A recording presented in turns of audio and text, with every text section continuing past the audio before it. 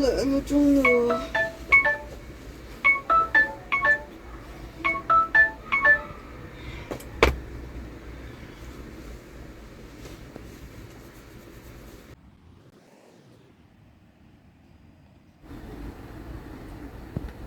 今晚又要通頂。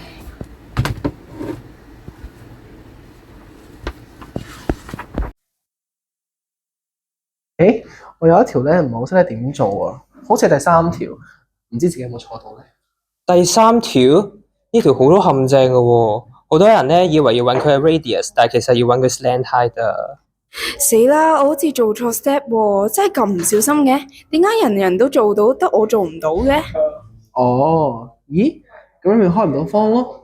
嗱，呢個咪第2個陷阱咯。可唔可以唔好繼續你記錯咗條數講啊？我唔想知啊！我唔想知，我唔想知，我唔想知，我唔想知啊！考完啦。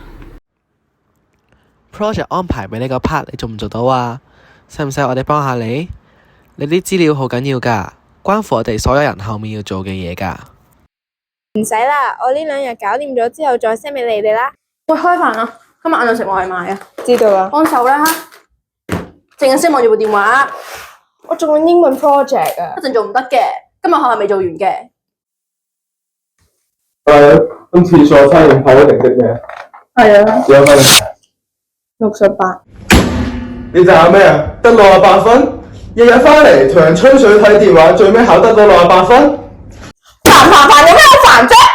你啲咩態度啊你？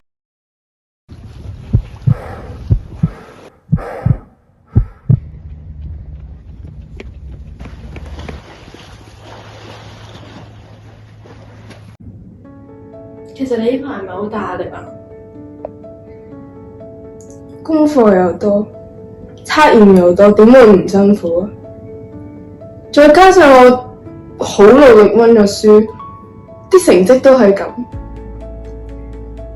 跟住我睇電話，我都係為咗我哋做 project 同埋啲功課啫嘛。對唔住，我哋真係冇體諒過你嘅感受，淨係識得睇啲成績，又淨係識得睇表面嘅嘢。啱啱其實真係好驚你會跳落去，唔希望你而家可以冷靜翻落嚟。咁不如我哋一齊去睇醫生啊！